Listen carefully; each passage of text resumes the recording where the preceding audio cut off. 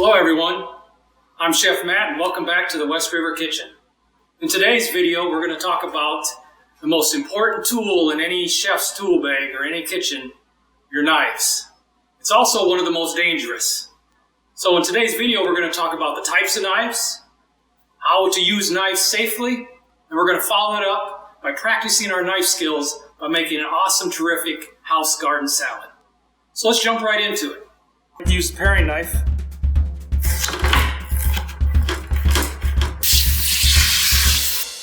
There are 5 different knives we're going to talk about today, and these are the most common types of knives that you'll see in the kitchen and a chef will use. The first one is the most common, and it's called the chef's knife.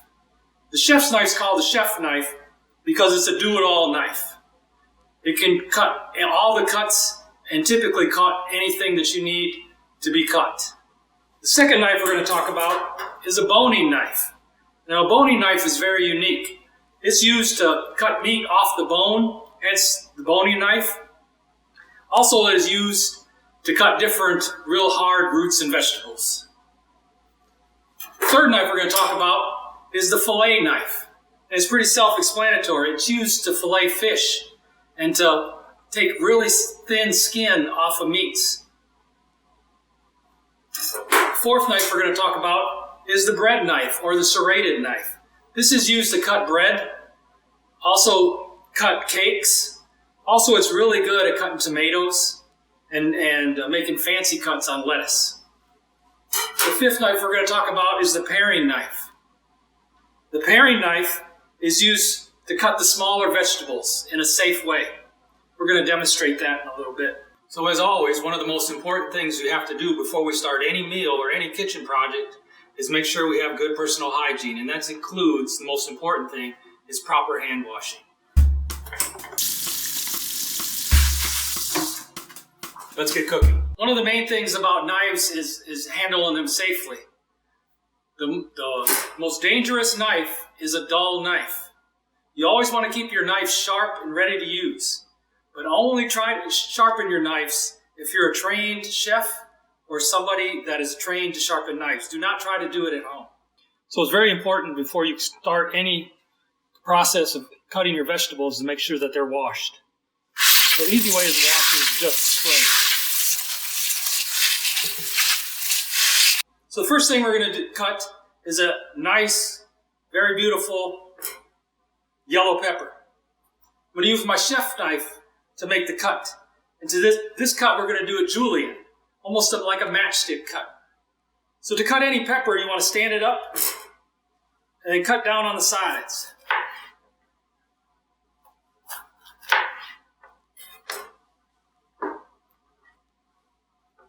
Now, a safe way to cut is always scrunch your fingers. So if you do cut yourself, it's only going to be on the knuckle. You never want to cut like this. So if you're cutting and you make a mistake, the first thing is going to cut is your finger. So always curl your fingers in.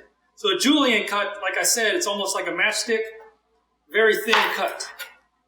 I like to flip the pepper around because it's easier to cut. And let the knife do the work. Nice, even strokes.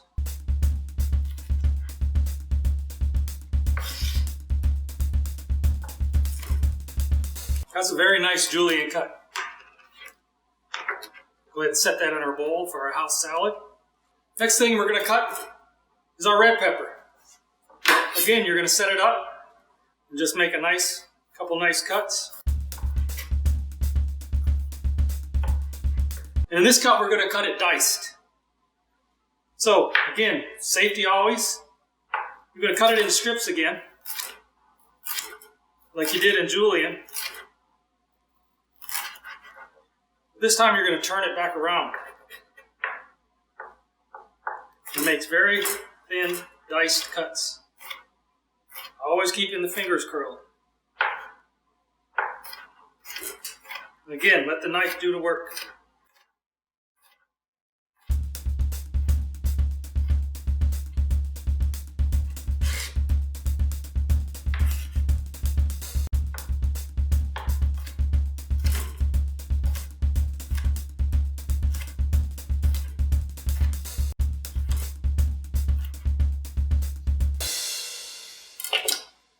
Very nice dice cut. Set this aside for our salad. Next thing we're going to cut is this beautiful green cucumber. First thing I like to do is go ahead and peel it. So we're going to take our peeler. We're going to make 3 nice little peels.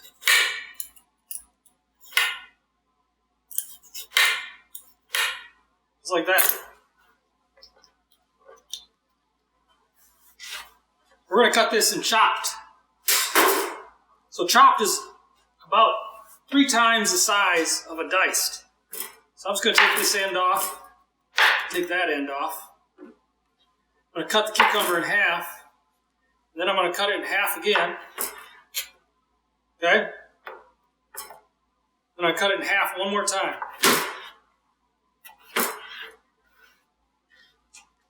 Curl my fingers again, safe. And make nice chopped cucumbers.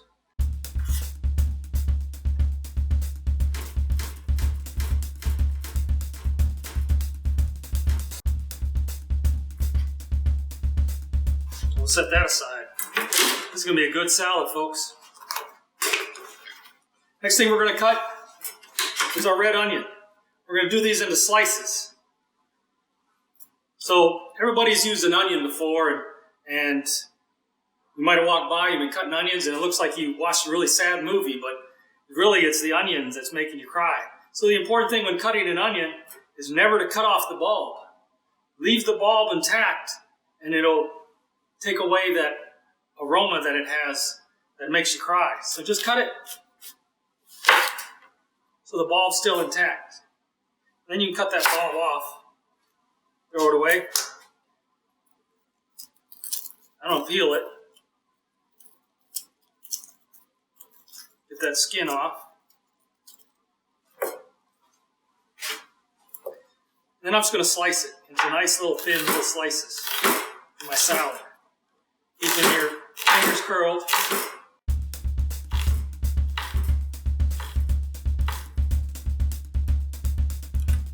You're going to take them apart there. You can see these nice little slices that go great into the salad.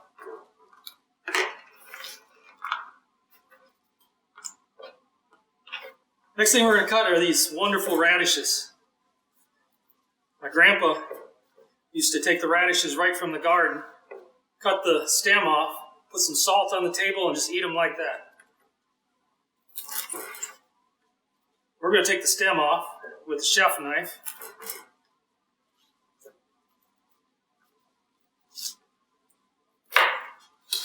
Get rid of all of that.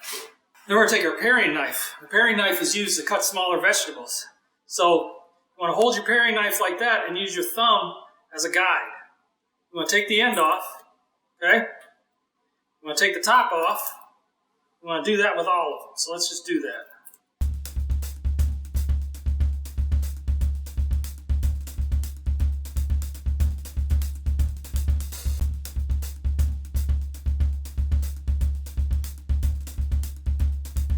Alright, and we're just going to slice these with our paring knife, real nice and thin, like this.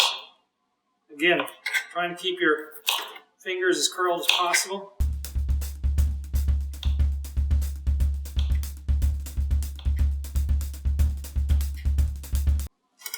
I think that's good. Put that in our bowl. Alright, let's get to our lettuce. This is a nice romaine lettuce. What I like to do, I'm going to cut this down here, cut that off. That's really no good. And this cut we're going to do a couple cuts. One we're going to do is called a chiffonade cut.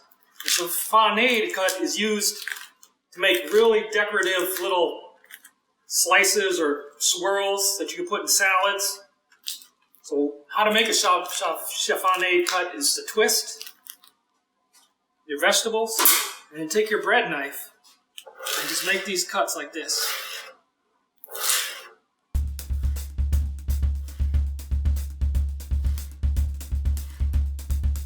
See the decorative on the lettuce?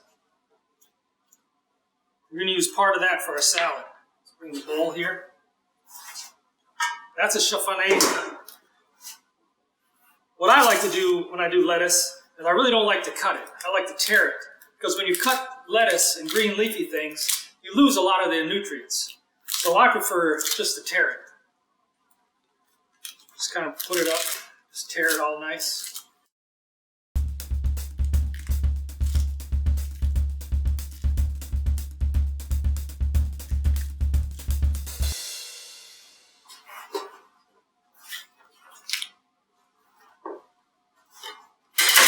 Now that we got all our vegetables cut up, let's go ahead and make this salad.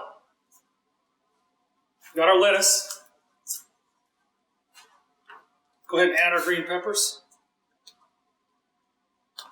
Our red peppers, diced. These are julienne cut yellow peppers. Our sliced red onions. Our beautiful radishes sliced. And our wonderful chopped cucumbers.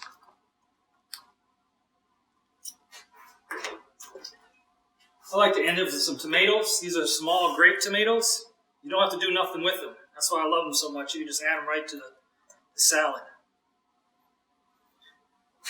So I like to mix the salad. The easiest way is to take a tong and just mix it up.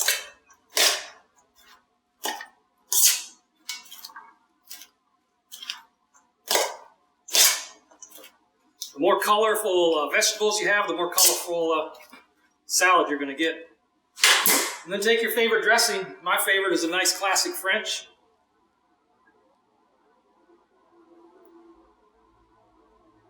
Just graze over it. And you can do one more twirl. Mix all that dressing up there.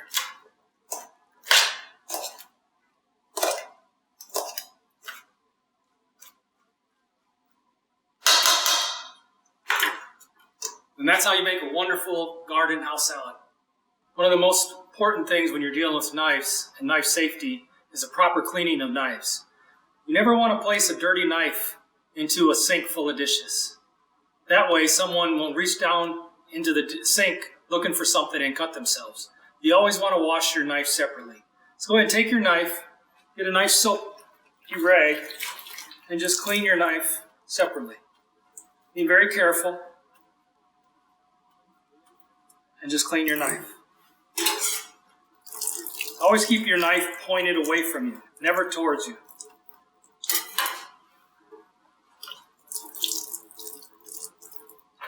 When you get done cleaning the knives, just a real quick rinse.